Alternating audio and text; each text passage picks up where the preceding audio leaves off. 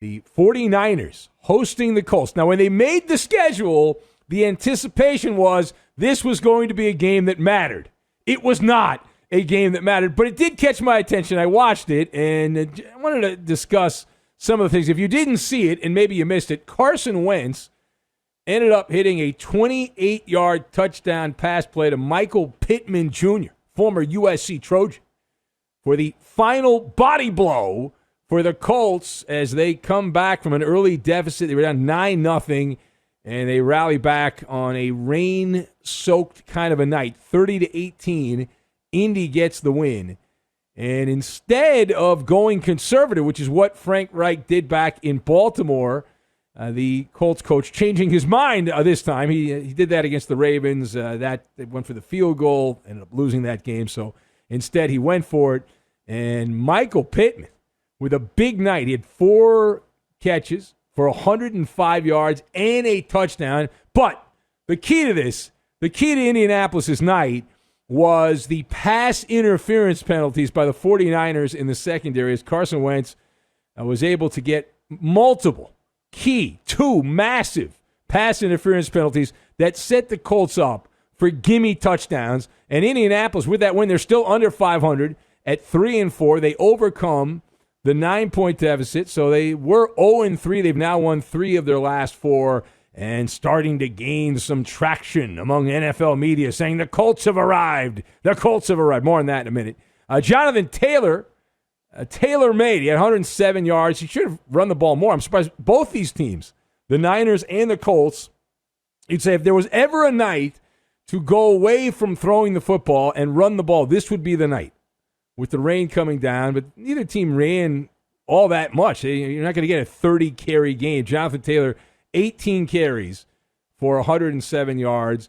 And so that's it. The better story, though, is in the losing locker room where Kyle Shanahan, he's the head coach for now in the Bay Area there. He's being called out. Jimmy Garoppolo, people pointing fingers at Garoppolo. He returned as the starter. And the Niners now have lost 4 consecutive games. They have not won a game in their own stadium, their home stadium, in more than a year.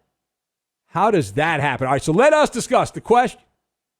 How much blame does Kyle Shanahan get? We play the blame game for the 49ers failure. So I've got cosmic accident, diaper, and cream puffs. And we will tie all of these things together. Now, Kyle Shanahan, the buck stops with him. His days have to be numbered. I don't care about how many years he's got left on the contract and how they love Shanahan, the front office and all that, ownership, blah, blah, blah, blah, blah.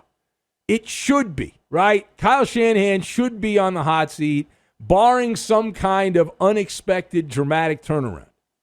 And he's worked alongside John Lynch to build the roster. Those guys have been together for a while. This is the 5th year for Kyle Shanahan coaching the 49ers. Year number 5, and this team is not only an NFL team, they suck, okay? They blow. And that is a direct reflection of the coaching staff. It's and the front office also. It's completely understandable that there are 49er fans calling for Kyle Shanahan to swim with the fishes, to leave, to go away. Because if you look in the mirror, Shanahan, his one-loss record as head coach with the 49ers, people had compared him to some other mediocre coaches. I saw somebody pointed out that Jim Mora, the son of the older Jim Mora, I don't think it's actually junior, it's just Jim Mora, the younger version. Kyle Shanahan has a worse record than Jim Mora did coaching the Falcons and the Seahawks. But now with this loss, Kyle Shanahan, 31-39 as coach in the Bay Area there. That's a .443 winning percentage. But remember that one magical season where the Niners got to the Super Bowl. They were in position to beat Kansas City, and then Richard Sherman got torched. But that 13-3 season back in 2019, that resulted in an NFC championship and the loss in the Super Bowl. The further we get away from that, when you look at what happened before it and what happened after it, that season was a cosmic accident for the Niners. And if you play let's take that away game, if you take that season away from the Niners, Kyle Shanahan in all the other years, including this year, is 18-36 as coach of the Niners. That's a .333 winning percentage, which is half the sign of the devil. And how do you go a calendar year, though, again, without winning a game at home? And that's where the Niners are. Now, part B of this, so San Francisco / Santa Clara could have, should have traded Jimmy Garoppolo. The Patriots, for example, would have taken him. Before the draft, the Patriots would have absolutely made a trade. They would have not traded their first-round pick, but they would have drafted some defensive player or somebody else other than Mac Jones at quarterback. But the Niners said, no, we don't want to trade Jimmy Garoppolo. We want to keep this guy. And they could have gotten a decent return on investment. Instead, they firmed a tighter grip, grabbing hold of Jimmy G. And he has been the same old, as advertised, damaged goods. In this particular game, Garoppolo was a dirty diaper. You'd think, common sense would say, a guy from Illinois who played in New England would not be spooked by bad weather, some rain.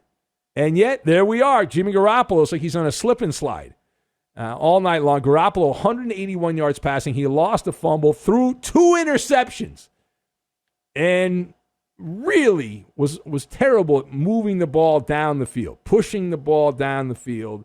And he came back. He had missed 1 game with a calf injury. But the generosity, sharing is caring. Right? The Colts also, they turned the ball over a bunch as well. But 49ers, their turnovers, the Garoppolo interceptions and the fumble, the Colts turned those gifts into 2 touchdowns.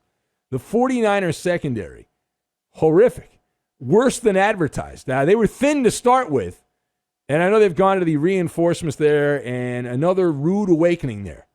Cotton candy would have offered more resistance than some of those Niner defensive backs in this game. The Niners had 7 penalties for 122 yards. The egregious penalties, the pass interference penalties, which were clear and obvious. You can't even really debate them. You tackle the receiver in the end zone or near the end zone, you're going to get called for pass interference 100% of the time. And that helped push the Colts across the finish line. So the Niners are now 2-4. Their only wins are against the Lions and the Eagles, teams that have a combined 2-12 record. Now, the good news is that Santa Clara, they play the Bears upcoming. And the Bears, even though the Bears are 3-4, they're actually worse than that. And Jacksonville's also down the line for the Niners, and they're terrible at 1-5. All right, last word. So let's go back to the Colts.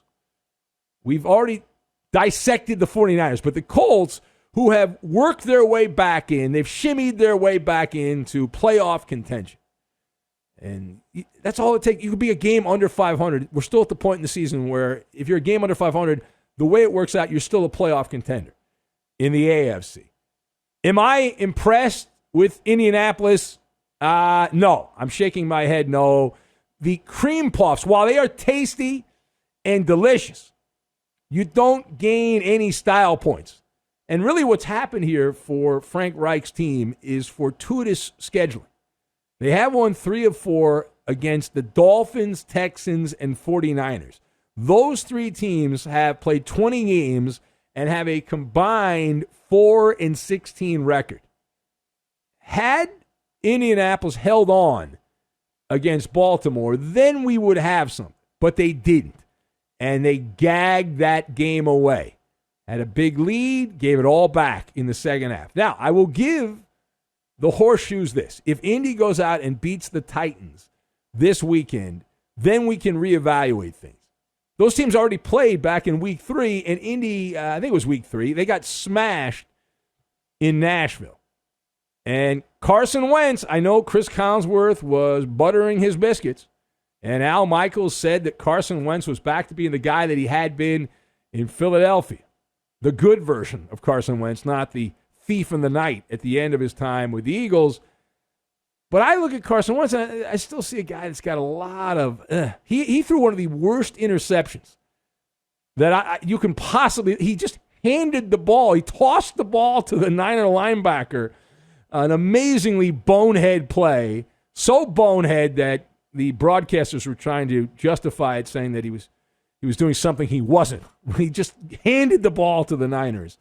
But Carson Wentz, I still look at this guy as a pedestrian quarterback. He's now had 4 straight games, though, with 2 touchdowns and no interceptions. That looked like an interception. They call it a fumble when he just handed the ball to the 49er linebacker. The yards per attempt, which had been up for Carson Wentz in recent games, was back down to below average numbers. Well, what about the weather? What about the weather? We can play whataboutism all night long. The always whataboutism, which is a fun game to play.